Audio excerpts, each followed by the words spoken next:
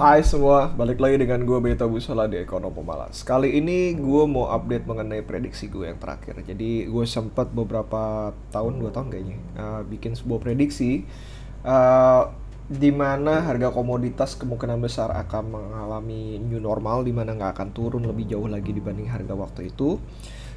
Kedua, bakalan terjadi cyclical super siklus, di mana gue bilang kondisi Indonesia ataupun kondisi global dunia itu mirip tahun 1972 sampai 1977, 1968 sampai 1977 seingat gue. Dan bagaimana hasil prediksi tersebut hingga saat ini. So, apa sih yang bisa gue prediksi benar dan kenapa menjadi benar, dan apa yang gue prediksi salah dan bagaimana kita lihat. Jadi so far yang gue lakukan itu sebenarnya memprediksi cuman sebuah studi kasus saja dari sejarah masa lalu. Ada yang bilang katanya history will be repeat itself. Jadi ya ada baiknya kita belajar sejarah masa lalu, karena walaupun nanti hasilnya berbeda, dalam artian kalau misalkan besok kejadiannya gara-gara apa, masalah kayak gimana, tapi imbas atau siklusnya itu akan mengalami hal yang sama. Inflasinya naik, harga-harga ikutan naik, lalu terjadinya new normal dan segala macam.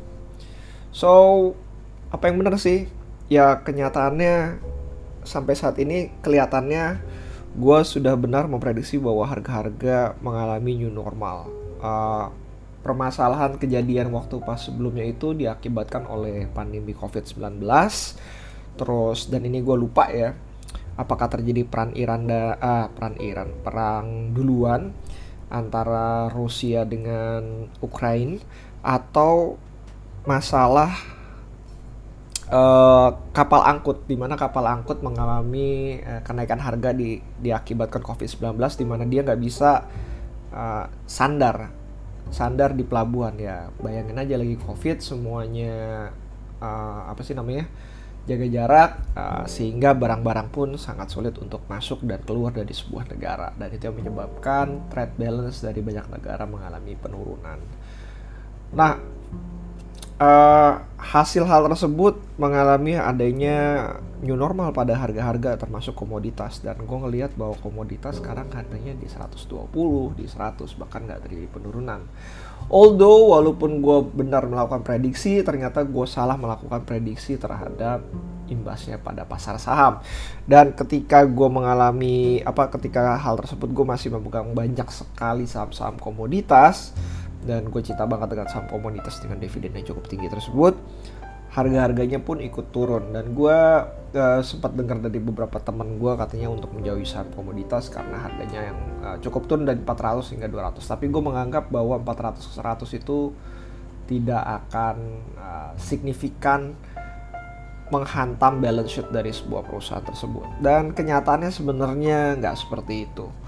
Ternyata lumayan menghantam balance sheet, dan new normal ini mengakibatkan adanya gejolak pada balance sheet kas perusahaan tersebut, beberapa kas perusahaan dari tambang batu bara, dan mereka harus menemukan equilibrium baru untuk menghasilkan profit yang cukup sustainable. Dan menurut gua saat ini baru tahap awal kelihatannya ya, awal bahwa perusahaan-perusahaan saham ini perusahaan-perusahaan komoditas mulai mengalami stabilitas terhadap balance sheet-nya.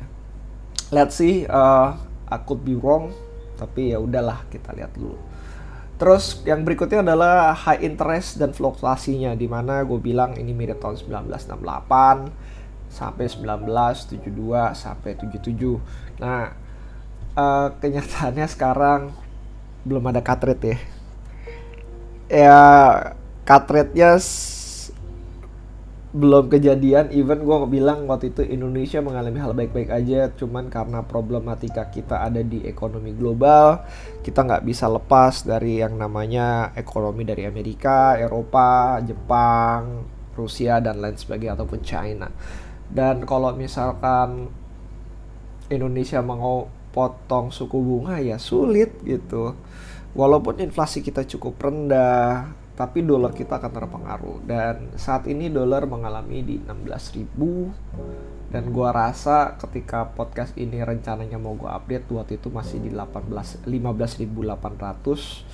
Dan entah gimana gue beranggapan bahwa pemotongan suku bunga baik US ataupun Indonesia kelihatannya nggak akan terjadi dalam waktu dekat.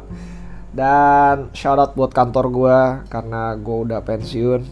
Gue udah bilang sama kantor gue bahwa akan jauh lebih baik untuk menyimpan uangnya di deposito, karena ketika suku bunga sekarang lagi tinggi-tingginya, deposito udah paling benar. Dan kalau misalkan lu mau beli obligasi, ya tinggal tungguin lagi aja ketika dolarnya lagi pada naik. Ataupun ya belilah secara bertahap. So apparently mereka nggak melakukannya dengan benar, tapi ya sudahlah, itu yang harus dilakukan. Business is business, oke?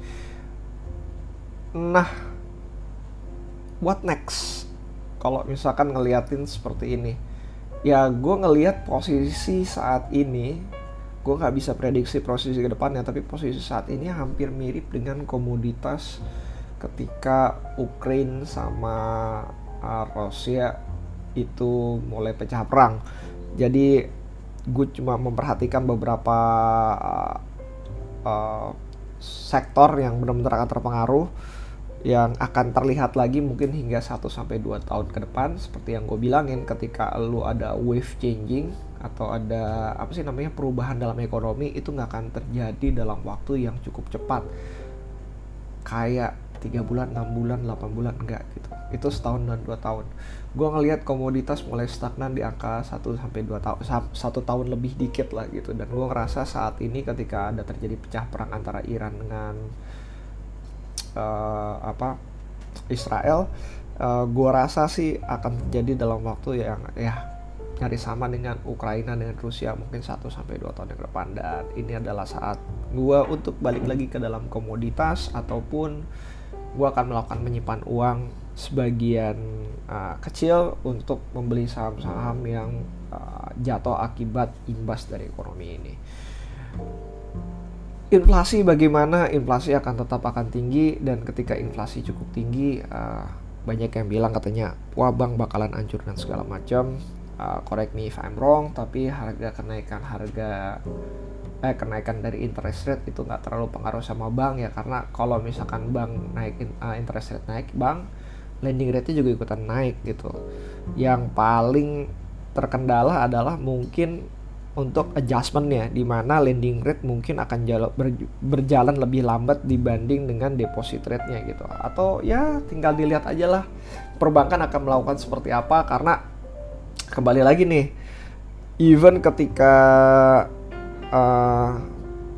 LPS ngomongin bahwa interest rate-nya ada di 3,5, berapa banyak sih bank yang ngasih 3,5 ke nasabahnya? Kemarin aja masih ngasih 1-2% untuk nasabah retail. Untuk nasabah institusional itu punya rate yang berbeda, dan itu tentu saja tidak dijamin oleh LPS. Nah, kembali lagi, kayak bank punya banyak tools untuk meningkatkan marginnya mereka dalam kondisi market sebagaimanapun itu. Dan kalau banknya cukup baik, mereka akan bisa mengambil keuntungan dari kenaikan interest rate-nya ini dengan cara naikin lending rate-nya dulu, interest rate-nya belakangan. Dan itu yang bisa dilakukan oleh perbankan juga.